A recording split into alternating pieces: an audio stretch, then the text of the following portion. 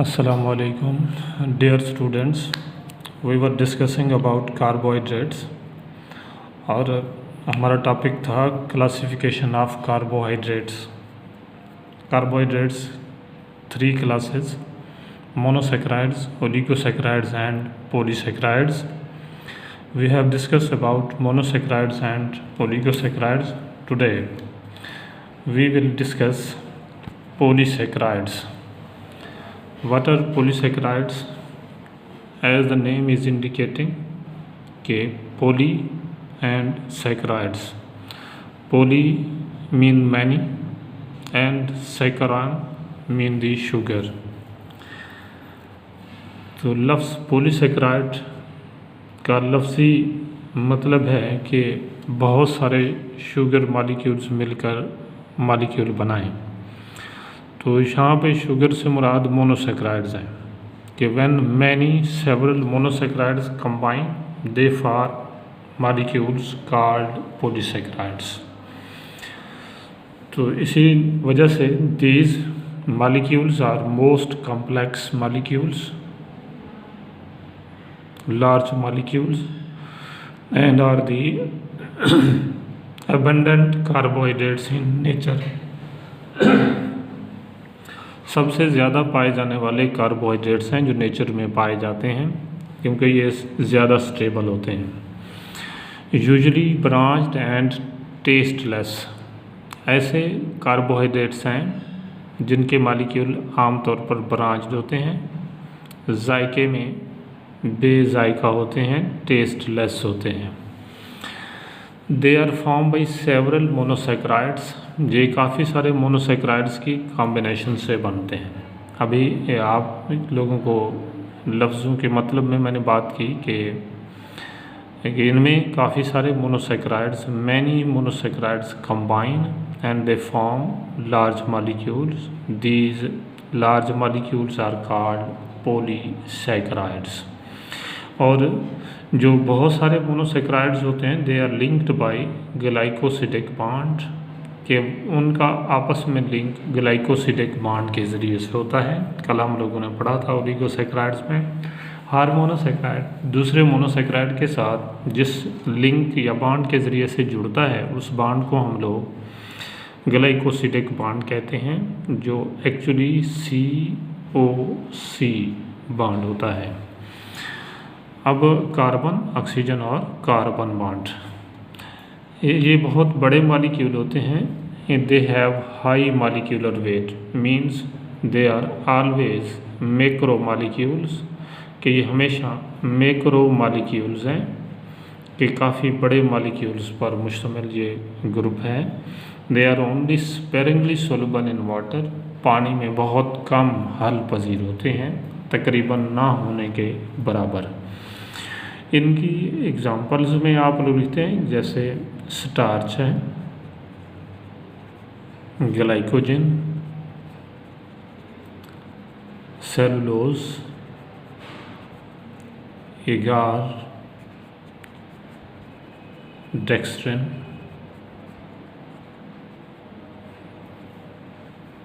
Chiton.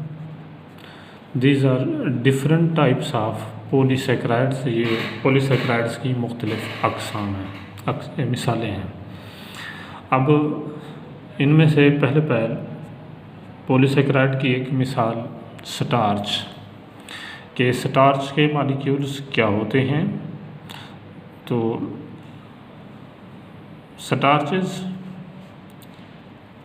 ऐसे polysaccharides हैं, they are found in fruits, grains and tubers, के plant के फ्रूट्स हों, ग्रेन्स हों, दाने, या ट्यूबर्स स्टोर शुदा खुराक हो तो आमतौर पर स्टार्च की सूरत में होती है. यानी plant mostly store carbohydrates in the form of starch, और वो स्टोर शुदा खुराक फ्रूट्स में हो सकती है, ग्रेन्स दानों की शक्ल में हो सकती है, या ट्यूबर्स की शक्ल में जैसे स्टेम ट्यूबर्स, पोटैटो है. It is the main source of carbohydrates for animals. ये एनिमल्स को कार्बोहाइड्रेट प्रोवाइड किए जाने वाले मेन करने वाले मेन कंपोनेंट्स या मेन कंपाउंड्स में आता है। एनिमल आमतौर पर कार्बोहाइड्रेट्स स्टार्चेस की सूरत में गेन करते हैं।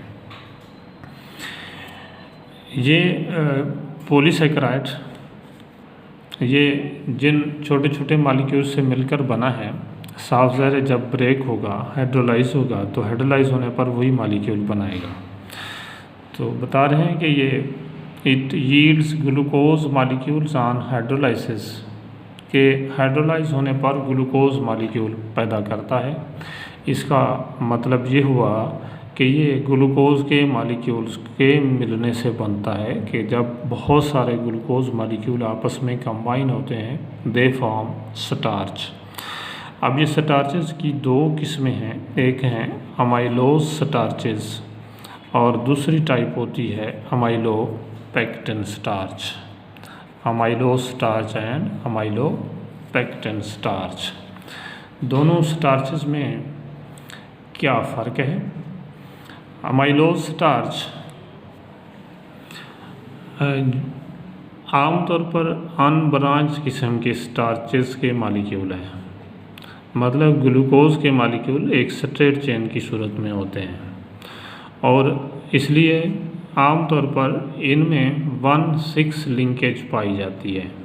मतलब एक ग्लूकोज का कार्बन नंबर 1 दूसरे ग्लूकोज के कार्बन नंबर 6 के साथ अटैच होता है। 1,4 लिंकेज पाई जाती है। आमतौर पर इनमें लिंकेज 1,4 लिंकेज होती है।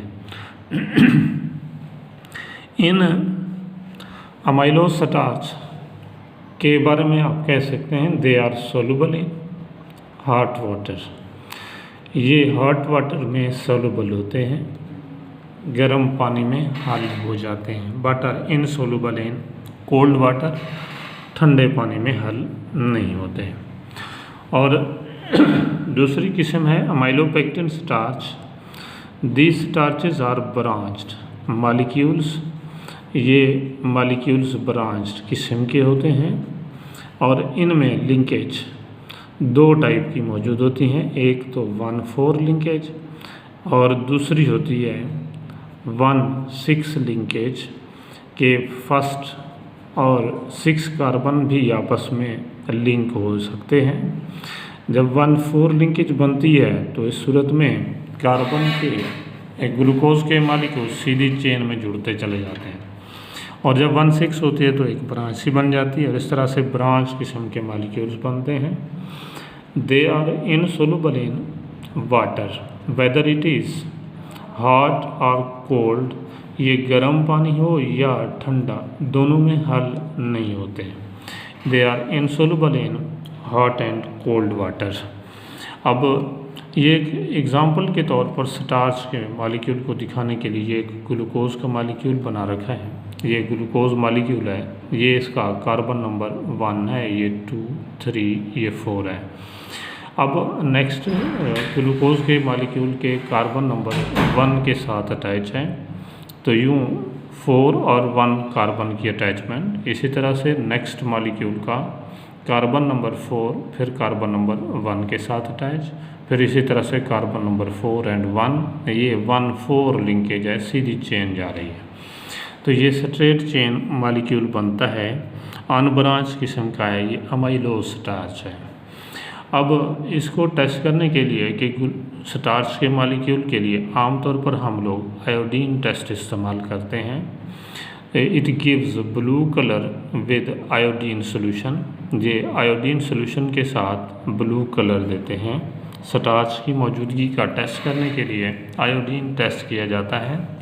आयोडीन टेस्ट करने पर स्टार्च का कलर चेंज होता है ब्लू कलर में।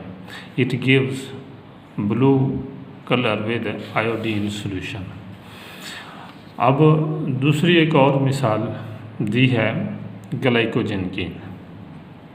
ग्लाइकोजन जिसे हम लोग एनिमल स्टार्च भी कहते हैं, इसका दूसरा नाम एनिमल स्टार्च है।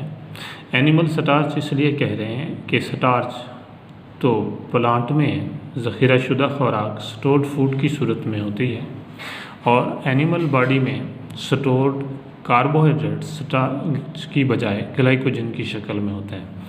इसलिए ये जैसे प्लांट की स्टार्च है वैसे एनिमल के लिए ये ग्लाइकोजन है, इसलिए दूसरा इसका नाम रखा हुआ है animal starch. Animal starch is the chief form of carbohydrates, कि ये कार्बोहाइड्रेट्स की चीफ फॉर्म है।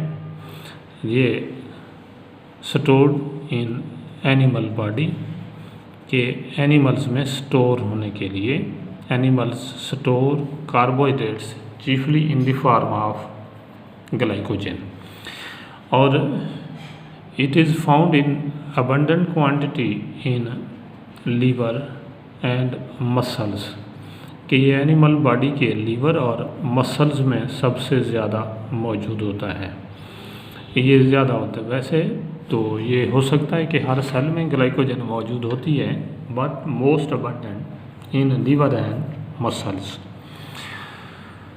और ये भी ऐसा मॉलिक्यूल है that is insoluble in water, जो वाटर में हल नहीं होता, and yields glucose molecules on hydrolysis, ये भी हाइड्रोलाइज होने पर ग्लूकोज के मॉलिक्यूल प्रोड्यूस करता है। तो इसी वजह से ये भी पॉलीमर ऑफ ग्लूकोज आप कह सकते हैं है। इसको टेस्ट करने के लिए भी आयोडीन टेस्ट इस्तेमाल किया जाता है, लेकिन यहाँ पर आयोडीन के साथ टेस्ट करने पर it gives red colour with iodine solution, के ग्लाइकोजन होगा तो it will give red colour with iodine solution. Red colour का आया जाना ये ज़ाहिर करता है कि स्टार्च नहीं है, ये ग्लाइकोजन है। ये it gives red colour with iodine solution, starch देता है blue colour with iodine solution. अब उसके बाद नेक्स्ट एक और मिसाल है सेलुलोज। ये देखते हैं हम लोग सेलुलोज क्या होता है। सेलुलोज आप जानते होंगे that is the chief component of plant cell wall. ये प्लांट सेल वॉल का मेजर कंपोनेंट होता है, chief component of the plant cell wall. ये प्लांट सेल की सेल वॉल मेजर आमतौर पर यही इसी सेलुलोज की बनी होती है। सेलुलोज उसका चीफ कंपोनेंट होता है, और ये ऐसा कार्बोहाइड्रेट है that is most abundant carbohydrate in nature, के कार्बोहाइड्रेट में जो सबसे ज़्यादा नेचर में पाया जाता है वो यही सेलुलोज का मॉलिक्यूल है। सेलुलोज के आपको सिंपल से एग्जांपल या देखना चाहें तो आप देख सकते हैं, cotton is the pure form of cellulose. Cotton cellulose की प्योर फॉर्म है, खालिस कॉटन जो रुई होती है वो सेलुलोज फाइबर्स पर मुश्तमिल होती है, और ये भी स्टेबल किस्म का मॉलिक्यूल है that is insoluble in water, इसलिए ये structural component of the plant cell wall है। ये इसके अंदर भी कुदरत ने ये खासियत रखी है कि it also yields glucose molecules on hydrolysis, कि ये भी हाइड्रोलाइज होने पर ग्लूकोज के मॉलिक्यूल प्रोड्यूस करता है। It also yields glucose molecules on hydrolysis. अब ग्लूकोज के मॉलिक्यूल को हम लोग इंसान डाइजेस्ट नहीं कर सकते। It is not digested by humans, के इंसानी digestive system in glucose cellulose के मॉलिक्यूल्स को नहीं डाइजेस्ट कर सकते। उसकी जबकि उसके मुकाबले में जो हर्बीवोर्स एनिमल्स हैं, हर्बीवोर्स कैन डाइजेस्ट इट, कि वो डाइजेस्ट कर सकते हैं। उसकी वजह ये है कि in the herbivores digestive tract there are present micro organisms, कि जो हर्बीवोर्स हैं इनके डाइजेस्टिव ट्रैक में माइक्रो ऑर्गेनिजम्स रहते होते हैं, माइक्रो ऑर्गेनिजम्स जैसे बैक्टीरिया, यीस्ट, प्रोटोजोआ, इस तरह के माइक्रोब्स रहते हैं। ये microbes, these microbes release an enzyme called cellulase। ये एक एंजाइम प्रोड्यूस करते हैं जिसको कहते हैं cellulase. This enzyme help in the digestion of cellulose.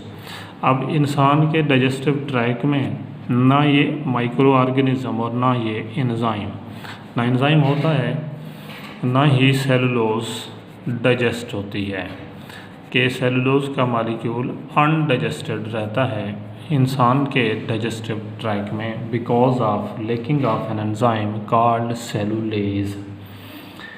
अब ये जो सेलुलोज है it can be tested through iodine solution, कि आयोडीन टेस्ट इसके लिए अगर आप लोग इस्तेमाल करें, it gives no colour with iodine solution, कि ये आयोडीन सोल्यूशन के साथ कोई कलर नहीं देता, जबकि इसके मुकाबले में आपने पढ़ा था स्टार्च ब्लू कलर देता है और अगर ग्लाइकोजन हो तो वो रेड कलर देते हैं, जबकि cellulose gives no colour with iodine solution, कि ये आयोडीन सोल्यूशन के साथ कोई रंग नहीं देता। It gives no colour with iodine solution. ये थे कार्बोहाइड्रेट्स जिसके बारे में हमने 1 by 1 पढ़ा कि कार्बोहाइड्रेट्स क्या होते हैं, कहाँ पाए जाते हैं, उनकी क्या अहमियत है, इम्पोर्टेंस है हमारी ज़िंदगी में, उनकी कितनी टाइप्स होते हैं, हर एक टाइप को आहिस्ता आहिस्ता अलग-अलग डिस्कस किया। और कल इंशाल्लाह नेक्स्ट बायोमॉलिक्यूल पढ़ेंगे। अल्लाह हाफिज़।